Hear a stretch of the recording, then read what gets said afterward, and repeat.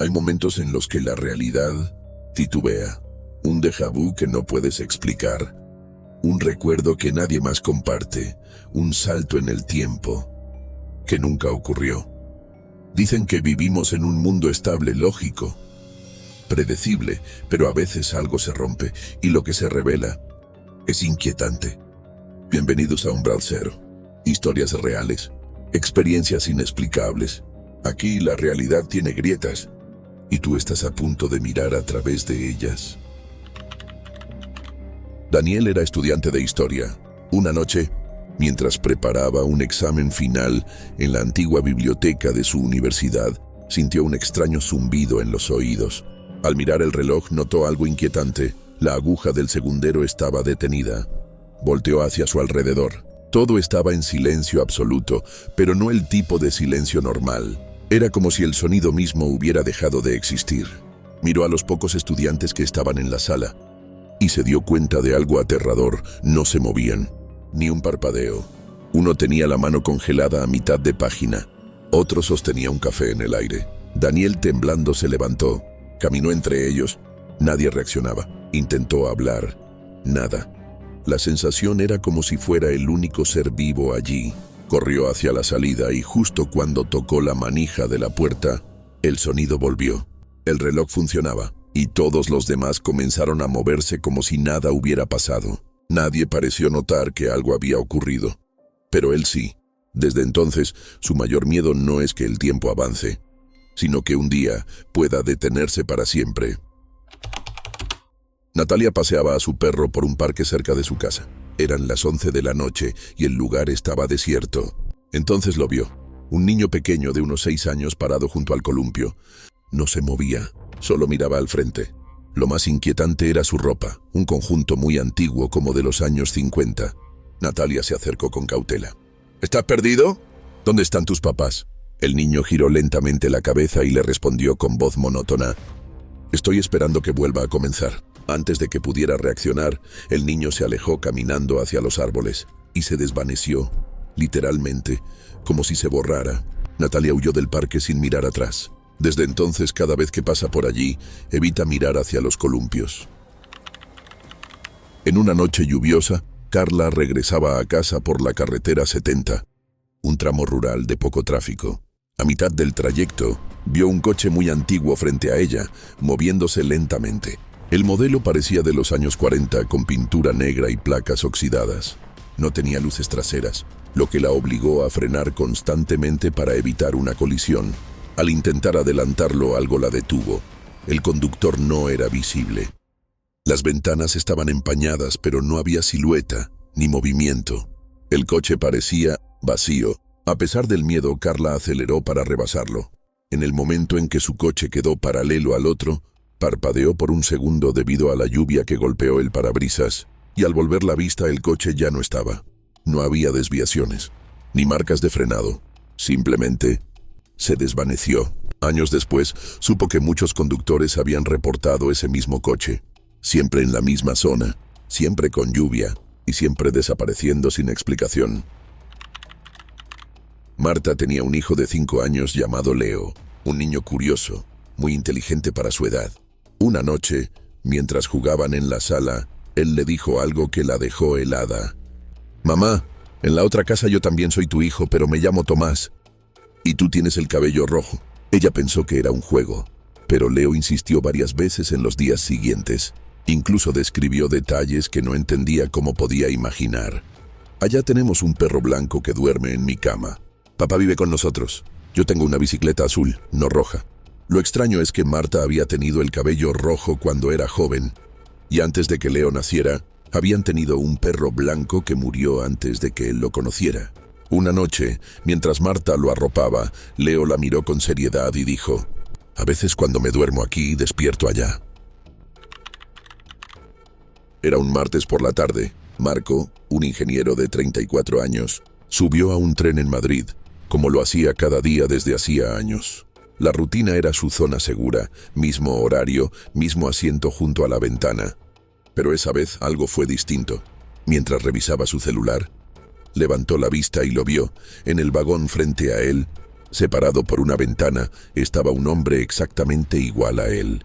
No era solo parecido, era idéntico. Mismo peinado, la misma barba recortada, la misma chaqueta gris con una mancha diminuta en el hombro derecho. Incluso el mismo modelo de mochila negra, con el llavero de Iron Man colgando. Se quedó congelado. El otro hombre también lo miraba, con la misma expresión de sorpresa contenida. Marco se levantó de golpe, tropezando con el pasillo, decidido a acercarse. Pero en cuanto el tren se detuvo en la siguiente estación, su doble bajó. Se volteó una última vez y desapareció entre la multitud. Marco bajó tras él, pero fue inútil. Nunca volvió a verlo. Esa noche, al revisar su mochila, notó que el llavero de Iron Man ya no estaba. Claudia vivía en el piso 17 de un viejo edificio. Una noche, al volver del trabajo, entró al ascensor. Estaba sola. Presionó su piso y el ascensor comenzó a subir, pero no se detuvo en el 17, ni en el 18. Siguió subiendo. El panel marcó 19, 20, 25. Ese edificio solo tenía 18 pisos. Pensó que era una falla. El ascensor se detuvo finalmente. Las puertas se abrieron a un pasillo completamente oscuro, salvo por una luz parpadeante al fondo. No parecía su edificio. Ni siquiera parecía real. Un frío antinatural le recorrió la espalda. Sintió que debía salir, pero no lo hizo. Presionó rápido el botón de cerrar puertas y volvió a la planta baja. Cuando el portero la vio, se sorprendió. ¿Está bien? La estaba buscando. Hace más de media hora que entró al ascensor. Pensamos que se había quedado atrapada, pero para Claudia, habían pasado solo 3 minutos. Lucía vivía sola en un pequeño apartamento en Buenos Aires. Una noche cualquiera, después de cenar, lavó los platos como siempre. Usó su vaso favorito, uno azul oscuro con un borde dorado, regalo de su abuela fallecida. Lo lavó cuidadosamente y lo dejó en el escurridor, justo a la izquierda del fregadero. En ese momento su gato saltó a la ventana. Lucía se giró un segundo para bajarlo, y cuando volvió la vista al escurridor, el vaso ya no estaba. Pensó que tal vez lo había puesto en otro lado sin darse cuenta. Revisó cada rincón de la cocina, incluso la basura. Nada. Pasaron días. Ella empezó a dudar de su memoria. Hasta se sintió culpable por haber perdido algo tan simbólico. 3 días después, al despertar, bajó a la cocina y ahí estaba, el vaso azul, en el escurridor, seco como si nunca se hubiera usado. Nadie más tenía llaves. La cámara de seguridad de su puerta no registró movimiento alguno. Aún hoy Lucía jura que no fue un olvido. Fue como si el vaso hubiera desaparecido de la realidad y luego vuelto. Andrés y su novia se habían ido de viaje a Cartagena. Una noche, mientras revisaban las fotos del día, encontraron una que ninguno recordaba haber tomado. Era una imagen de ambos, durmiendo, en la habitación del hotel.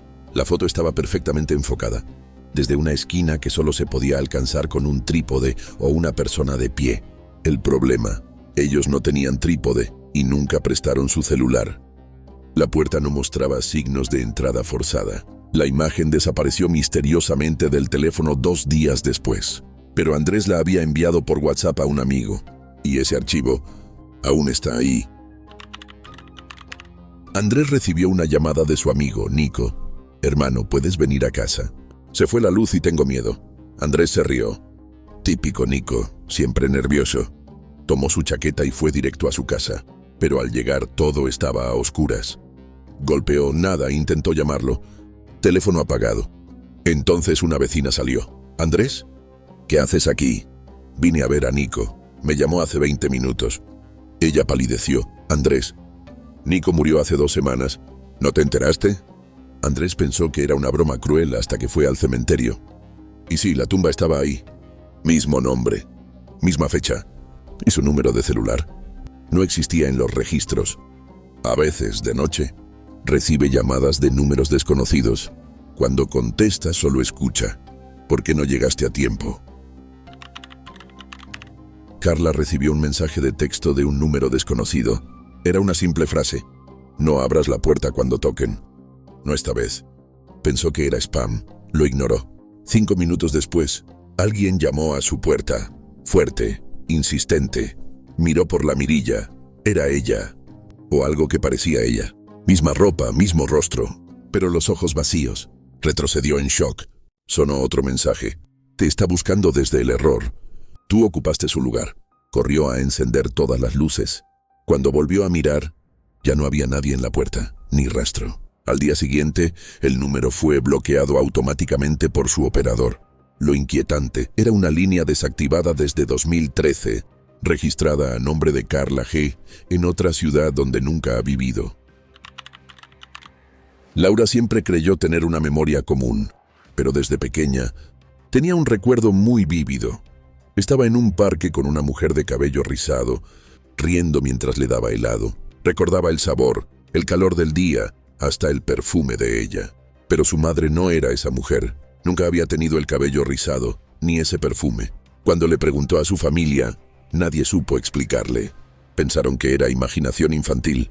Hasta que un día, en una visita a un pueblo cercano, pasó frente a una heladería antigua. Se detuvo en seco. Era el parque. El mismo. Todo igual. Una anciana que pasaba la miró sorprendida. «Tú eres igualita a Camila, la hija de Elena. ¿Cómo está tu mamá?» Laura nunca había estado en ese pueblo, ni conocía a ninguna Camila. Pero la anciana insistía. Ella había crecido allí. Tenía incluso una cicatriz idéntica en la ceja derecha, igual a la suya. Sara vivía en un apartamento pequeño. Un día, mientras limpiaba, notó algo raro en el pasillo. Un marco de puerta que nunca había visto. Estaba al fondo, donde antes solo había una pared lisa. Pensó que estaba confundida, pero la curiosidad ganó. Abrió la puerta. Adentro una habitación vacía, con papel tapiz antiguo y una cuna polvorienta. El aire olía a talco y madera vieja. Tomó una foto con su celular y la cerró. Al día siguiente quiso mostrarle la habitación a su novio. Pero la puerta había desaparecido. Volvía a ser una pared normal. Revisó la foto. No estaba en la galería. Solo quedó una imagen borrosa de la cuna a media luz. Y un pie pequeño, infantil, asomando desde la esquina. Un pie que no estaba ahí cuando ella entró. Clara y su pareja soñaron exactamente lo mismo una noche. Estaban en una casa antigua, en un campo, y tenían un hijo, un bebé de pocos meses. Lo alimentaban, jugaban con él, lo acunaban. Era real.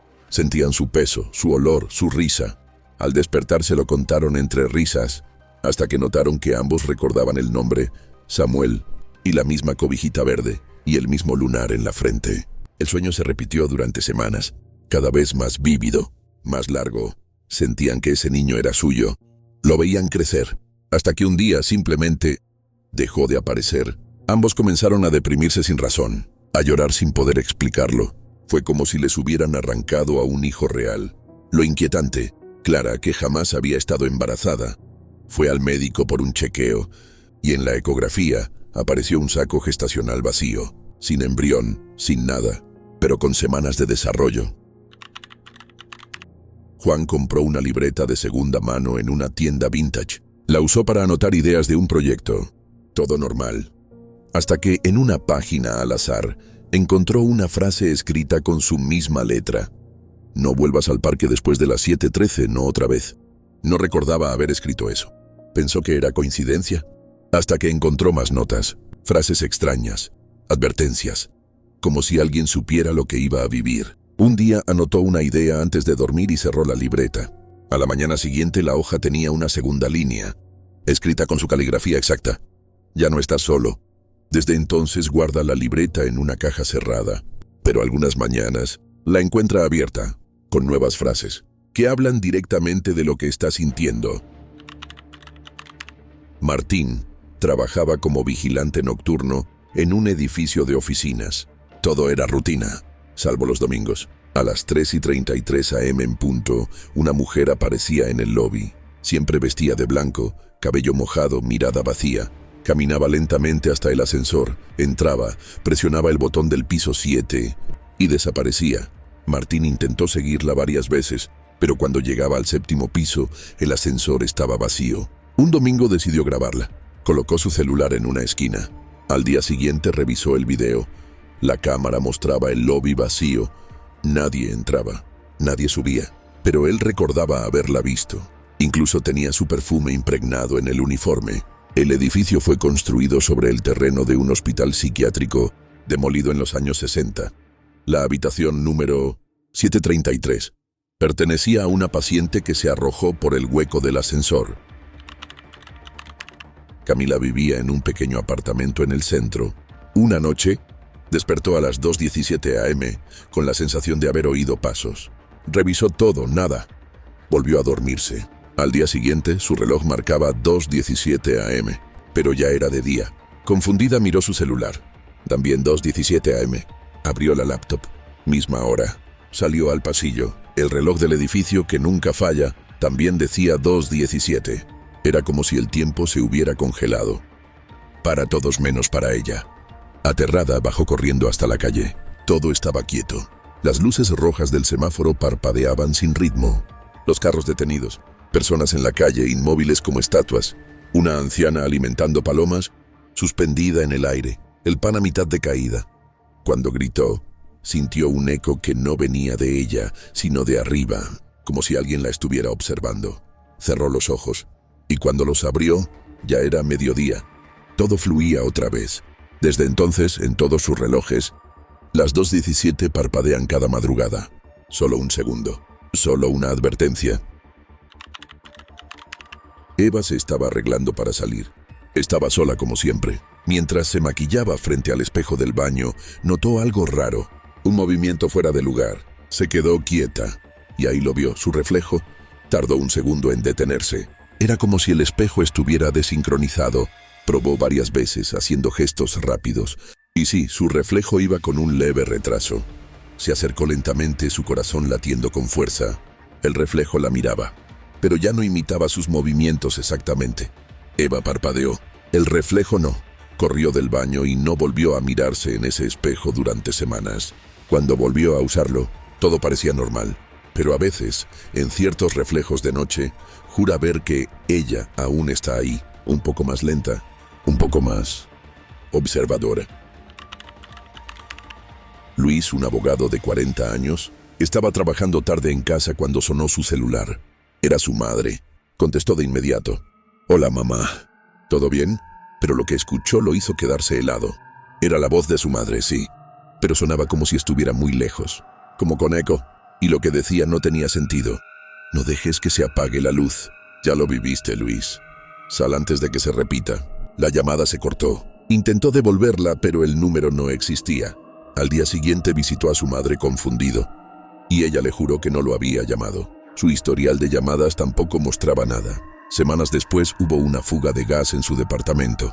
Se salvó por poco gracias a un corte eléctrico que lo obligó a salir al pasillo. Desde entonces, cada vez que escucha su teléfono sonar, su corazón se detiene un segundo. Tomás iba tarde al trabajo. Tomó su moto como siempre, atravesó la avenida principal y luego el túnel que conecta con el centro. Un trayecto que normalmente tarda 3 minutos. Pero esa vez todo cambió. Al entrar al túnel sintió que la luz se desvanecía lentamente, como si la moto flotara. No vio otros autos. No escuchaba el motor. Todo estaba silencioso. Sintió vértigo, como si estuviera cayendo sin caer. Cerró los ojos por instinto. Cuando los abrió, estaba estacionado frente a su oficina, exactamente 10 segundos después de haber salido. Pero algo no estaba bien. Las luces del edificio parpadeaban. Los relojes no se sincronizaban. Su sombra, cuando pasaba junto al vidrio, se movía medio segundo después. Desde entonces, cada vez que pasa por ese túnel, evita mirar por los espejos retrovisores, porque una vez vio a alguien más manejando su moto, al mismo tiempo que él. Sebastián tomaba todos los días el mismo autobús hacia su oficina. Aquel jueves en particular, se sentó junto a la ventana y miró su reflejo en el vidrio, como siempre. Todo parecía normal, hasta que notó que el paisaje no cambiaba. El bus seguía avanzando, pero las calles afuera eran siempre las mismas. Un edificio gris, una panadería cerrada, un grafiti azul. Otra vez y otra vez. Miró a los pasajeros. Todos parecían ausentes, inmóviles. Aterrorizado, intentó bajarse en la próxima parada, pero cuando tocó el timbre, nadie reaccionó. Ni el conductor, ni el sonido, como si no existiera. Horas después, Sebastián despertó en su cama, bañado en sudor. Revisó el celular. Era lunes. 3 días habían pasado. Su jefe le escribió preocupado, pero no hubo rastros suyos en cámaras ni en los registros del bus. Lo último que alguien lo vio fue subiendo al vehículo, que según la empresa de transporte, ese día nunca salió a ruta.